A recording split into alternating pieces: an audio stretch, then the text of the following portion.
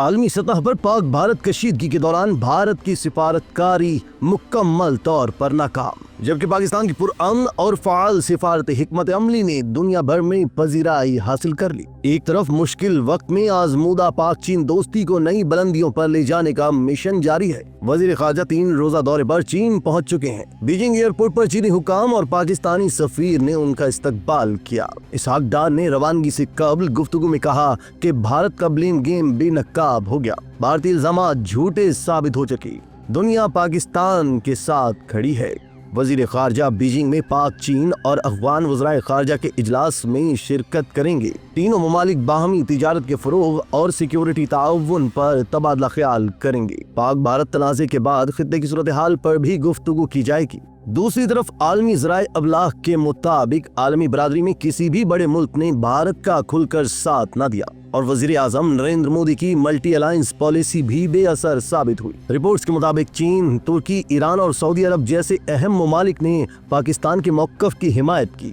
چین نے پاکستان کی خود مختاری کی مکمل حمایت کا اعلان کیا، جبکہ ترکی نے عالمی سطح پر پاکستان کے موقف کو سراہا۔ علاوہ ازیں ایران اور سعودی عرب کے وزرائے خارجہ نے پاکستان کا دورہ کر کے واضح پیغام دیا کہ پاکستان کو ترجیح دی جا رہی ہے۔ تشکر ڈیجیٹل کی ویڈیو میں خوش آمدید۔ ناظرین، ویڈیو سے متعلق اپنی قیمتی رائے کا اظہار کمنٹ باکس میں ضرور کیجیے گا۔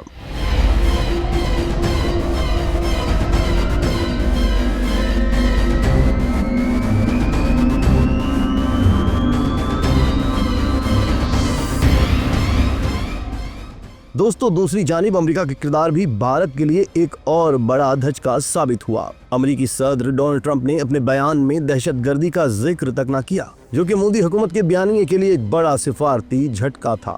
رپورٹس میں یہ بھی کہا گیا کہ عالمی میڈیا میں پاکستان کا بیانیہ غالب رہا اور بھارتی میڈیا و حکومت کی جانب سے پیش کیے گئے دعوے جیسے سرجیکل اسٹرائیک دنیا نے مسترد کر دی۔ پاکستان نے شواہد کے ساتھ اپنے موقف کو دنیا کے سامنے پیش کیا اور امریکہ کی ثالثی کو بھی مثبت انداز میں قبول کیا۔ دفاعی ماہرین کا کہنا ہے کہ بھارت نہ صرف جنگی میدان میں بلکہ سفارتی محاذ پر بھی تنہا ہوتا جا رہا ہے۔ بھارت کی سفارتکاری جنگ بندی تک محدود رہی، جبکہ پاکستان نے اپنی سفارتکاری جنگ بندی سے آگے جا کر کی تھی، اور لگتا ہے کہ پاکستان نے امریکہ کو جنگ بندی کی شرائط میں مسئلہ کشمیر پر مذاکرات کے لیے عالمی طاقتوں کو آمادہ کر لیا ہے۔ اس جنگ بندی میں پاکستان کو عالمی سطح پر چین، ترکی اور آذربائیجان کی کھلی حمایت حاصل تھی، جبکہ بھارت کو جنگی جرائم میں عالمی عدالت انصاف کو مطلوب اسرائیلی وزیر اعظم نیتن یاہو کی حمایت حاصل رہی۔ جنگ شروع ہونے سے قبل امریکہ کے نائب صدر جے ڈی وینس نے بھارت کا دورہ مکمل کیا تھا، اور جس وقت پہلگام کا واقعہ رونما ہوا تو بھارتی وزیر اعظم نریندر مودی سعودی عرب کے دورے پر تھے، یعنی بھارت سفارتی سطح پر اعلیٰ ترین رابطوں میں مصروف تھا۔ اس سے قبل بھارتی وزیر اعظم ڈونلڈ ٹرمپ کے انتخاب کے بعد وائٹ ہاؤس میں ان سے ملاقات بھی کر چکے ہیں، جبکہ پاکستان کی ابھی تک کسی بھی امریکی اعلیٰ عہدیدار سے براہ راست ملاقات نہیں ہوئی ہے۔ دوستو، پاکستان اور بھارت کے درمیان جنگ شروع ہونے سے قبل بھارت نے اعلیٰ امریکی قیادت بشمول امریکی صدر کو یہ باور کرایا ہوا تھا کہ پاکستانی دفاعی نظام بھارت کے حملوں کے آگے ٹک نہ سکے گا، مگر 7 مئی کے بھارت کے حملے میں اس کو جو نقصان ہوا وہ پوری دنیا کے سامنے ہے۔ اسی طرح 10 مئی کو جو جواب دیا گیا وہ بھی اپنی مثال آپ ہے۔ اس جواب نے امریکی صدر اور انتظامیہ کے اہم افراد کی سوچ کو بدل کر رکھ دیا ہے۔ دوستو، پاکستان نے پہلگام میں فالس فلیگ آپریشن کے بعد سے بہتر سفارتکاری کی اور وزیر اعظم شہباز شریف کی جانب سے واقع کی غیر جانبدار تحقیقات کی پیشکش کو دنیا نے مثبت لیا تھا، مگر بھارت اپنی عددی طاقت کے نشے میں ایسا دھت تھا کہ وہ سفارتی سطح پر آنے والے پیغام کو ڈھنگ سے سمجھ نہ سکا، اور جنگ بندی کے بعد بھی سفارتی زبان اس کو سمجھ میں نہیں آ رہی ہے۔ اب بھارتی حکومت کی سرپرستی میں گودی میڈیا نے ان ملکوں کو نشانہ بنانا شروع کر دیا ہے جنہوں نے پاکستان کی براہ راست حمایت یا معاونت کی ہے، یا پھر انہوں نے دونوں ملکوں کے درمیان مفاہمت کرانے میں کوئی کردار ادا کیا ہے۔ بھارت کے ہیرو میجر گورو آریہ، جس کی زبان گالی اور گندگی کے علاوہ کچھ اور اگل نہیں رہی، اس نے ایران کی جانب سے مفاہمت کی کوشش کرنے والے وزیر خارجہ کے بارے میں نازیبا کلمات کہی، جس پر ایران نے شدید رد عمل ظاہر کیا ہے۔ اسی طرح بھارت میں بی جے پی کے کارکنوں نے سعودی عرب کے جھنڈے کی بے حرمتی کی، جس نے نہ صرف سعودی عرب کو ناراض کیا بلکہ پوری مسلم امہ میں بھارت کے خلاف غم و غصہ پایا جا رہا ہے۔ بھارت نے پاکستان کے خلاف جنگ میں فرانسیسی رافیل طیارے، مقامی طور پر تیار کردہ میزائل، اسرائیلی ڈرونز، روسی فضائی دفاعی نظام کو تباہ کروا کے ان ملکوں کی ٹیکنالوجی کو بے توقیر کروایا۔ मगर पाकिस्तान ने भारत को असलहा फराहम करने वाले किसी भी मुल्क के खिलाफ कोई बात नहीं की, ना ही राफेल तैयारे देने वाले फ्रांस के खिलाफ और ना ही S-400 डिफेंस सिस्टम देने पर रूस के खिलाफ कोई बयान दिया गया। मगर पाकिस्तान की सिफारती हिमायत और फौजी मावरत करने वाले ममालिक के खिलाफ भारत के गोदी मीडिया को बेलगाम छोड़ दिया गया है।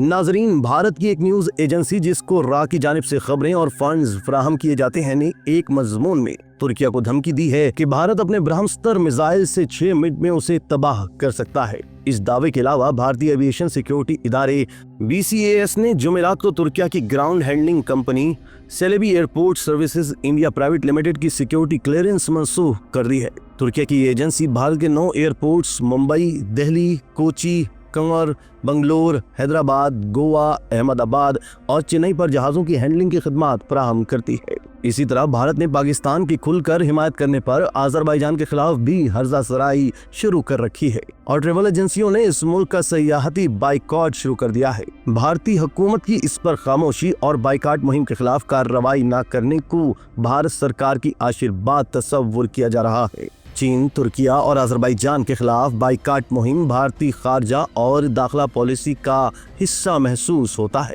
मगर भारत के सिफारती सतह पर मनफी रवैये पर मारूफ अमरीकी प्रोफेसर क्रिस्टीन फेयर ने भी हालिया जंगी मार्के में भारतीय कामयाबी के दावों की न सिर्फ कलई खोल दी बल्कि भारतीय सिफारतकारी से झलकते हुए इसके रवैये को काट खाने जैसा करार दिया है। वाज़ेह रहे कि क्रिस्टीन फेयर पाकिस्तान के खिलाफ खुल्लम खुल्ला मानदाना रवैया इख्तियार करती रही हैं और हमारी सख्त नाकदीन में से हैं। लेकिन इस मरतबा क्रिस्टीन फेयर का कहना है कि पाकिस्तानी और भारतीयों के रवैयों में बहुत फर्क है। वो समझती हैं कि पाकिस्तान ने हालिया दिनों में सिफारतकारी में आदाब को मलहूज रखा है और उसके ऑफिशियल्स का रवैया बहुत नर्म और मुहज़्ज़ब रहा।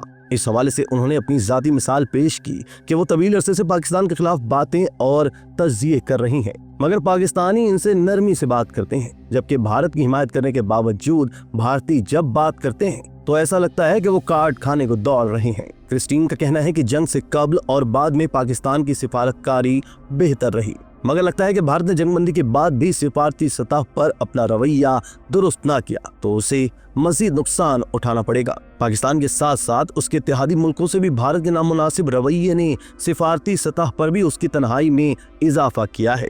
इससे कबल भी भारतीय मालदीव का सयाहती बाइकॉट कर चुके हैं, जबकि खित्ते के दीगर मुल्क भूटान, नेपाल, म्यांमार, श्रीलंका और बांग्लादेश की जानिब से भी भारत को किसी किस्म की हिमायत न मिल सकी। गुज़िश्ता सदी के इख्तिताम तक भारत ने एक गैर जानिबदार मुल्क के तौर पर अपनी सिफारती शबीह बनाई थी, जो रवां सदी के आगाज पर आहिस्ता आहिस्ता मिटने लगी थी और अब भारत अपनी अकड़ की वजह से सिफारती तौर पर तन्हाई का शिकार नजर आ रहा है, मगर होश के नाखुन लेने को तैयार नहीं है। इसी तरह की मजीद वीडियोस के लिए आप हमारे चैनल को सब्सक्राइब करके बेल का आइकॉन प्रेस करें। इसके अलावा अहलियान कराची के लिए रोजनामा तशक्कुर हर स्टॉल पर मौजूद है।